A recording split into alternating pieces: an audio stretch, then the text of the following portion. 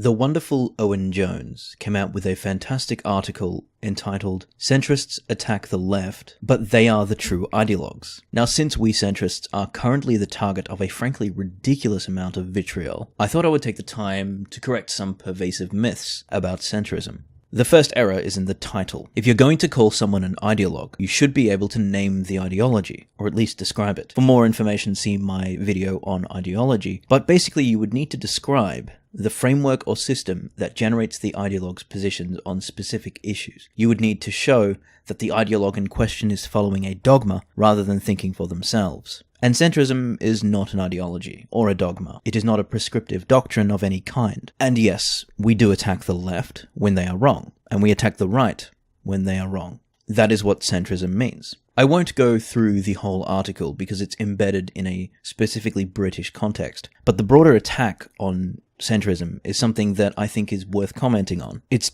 disappointing because I strongly believe that a decline in what I would call centrism is largely responsible for the polarization and the political violence that we have seen in recent times. He ends his article with this: "It is my own view that centrism has no answers, and that if the left fails, the vacuum will be filled by a populist, hateful right. It was the extremism of the economic order that centrists defended, not its moderation, that led Britain here. Centrists will dispute this and find it almost inconceivable that they have been thrust into the political wilderness once inhabited by the left. But until they come to terms with their own failures, they will surely never rule again." Owen Jones has built up a false idea of what a centrist is in order to discredit it. A centrist to him is a guy who sits on the fence, doesn't have positions on things, thinks both sides are equally bad all the time and we should just preserve the status quo. To him, this means centrism is complicit in maintaining what he calls the extremism of the economic order. But here is the problem. Owen's fictional centrist is now his enemy because he is a partisan. He believes that if you are not on the side of the good, then you are complicit with the enemy, and this means centrists are now just as much his enemy as the far right. You'll notice that the far right do the same thing to centrists. They both hate us because we aren't explicitly with them, and being under attack from all fronts is not an easy position to maintain. But it is important to do so,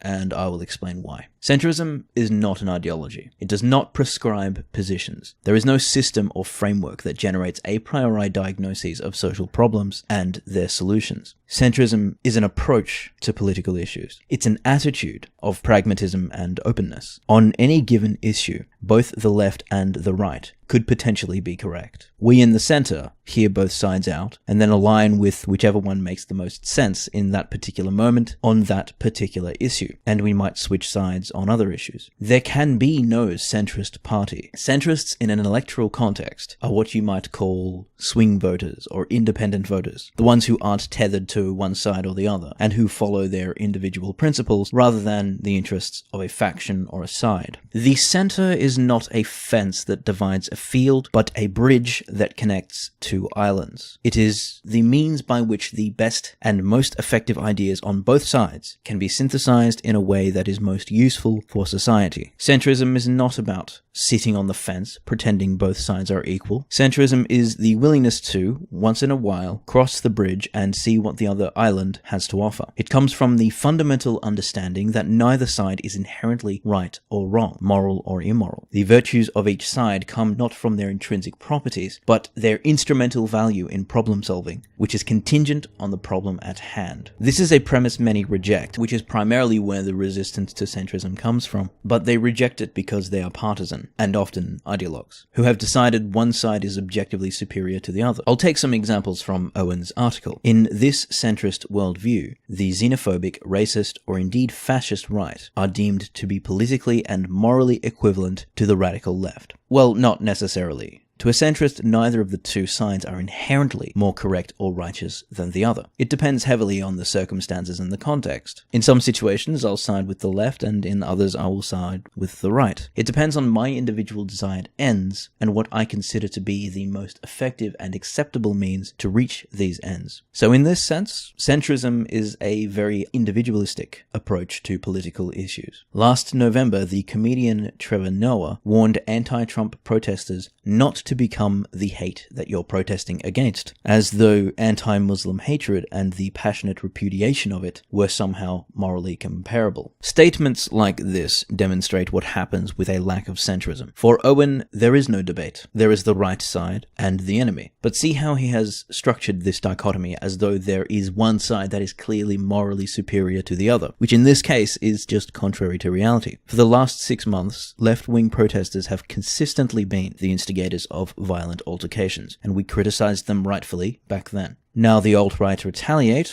and we understandably find it difficult to pick a side. But you're not talking about actions, you're talking about beliefs. Fair enough. There is a world of difference between what you would call anti-Muslim hatred and the skepticism of immigration and multiculturalism. What you would call the far right consists of people all along that spectrum of belief. Likewise, what might be called the far left consists of people espousing what you describe as the passionate repudiation of anti-Muslim hatred, and also, on the other extreme, outright anti-white hatred. It is as absurd for me to assume that the entire far left consists of their worst elements, as it would be for me to assume the same of the far right. What you have done, however, is take the worst elements of the right and pit them against the best elements of the left in order to paint one side as objectively more evil than the other. The point is, Owen, that by the fact that you have firmly planted your feet on the left side, you now have a personal stake in defending that side. You're more interested in fighting with the good guys against the bad guys, in this case, the left against the right, than you are interested in finding the truth. That makes you a partisan, and more ideological than pragmatic. You believe, falsely, that one side has a monopoly on truth, value, and good sense. And it's one of those attitudes, refusing to see things from your opponent's perspective, seeing them not as a rival to negotiate with, but an enemy to be defeated, that feeds into the extreme polarization we have seen in recent times. With the decline of centrism, what we have seen is less people willing to cross the bridge, and instead preferring to pick one island, trumpeting the righteousness of their island and the evils of the other. This creates echo chambers, which creates polarization, which creates radicalization, dehumanization of the other side, and ultimately political violence. And it's quite obvious to me that centrism has no answers in itself, because it borrows answers from other people. Again, it's an approach, not a doctrine. Now, as a centrist, I don't want to see the left fail. What I want is for both sides to be able to bring their best ideas to the table, so the electorate have better options to choose from on election day. There is a reason the mantra of reforming the left has been so popular among centrists. It honestly saddens me greatly to see the idea of centrism defamed in this way, because it is precisely due to the lack of centrists that we have seen the rise of extremism on both sides. When people stop talking to each other, they start fighting each other. And it is through the center that both sides can talk to and understand each other. Now, of course, in the eyes of many, the term centrist has been poisoned. I myself don't usually refer to myself as a centrist these days, because it is so commonly misunderstood. If you are one who thinks that the term centrist is inadequate for what I have described, then by all means, produce an alternative, because it is an attitude that I think is very important for the survival of civility in politics, and it needs some kind of name. There is a good case for terms like non-affiliate or non-conformist as better alternatives. But I think inevitably the problem with any positive label is that it will always carry the illusion of being a concrete or coherent belief system. So I suspect there won't ever be an adequate label for what I am describing as centrism. The attitude, however, is nonetheless extremely important to maintain, so the potential for dialogue and understanding remains.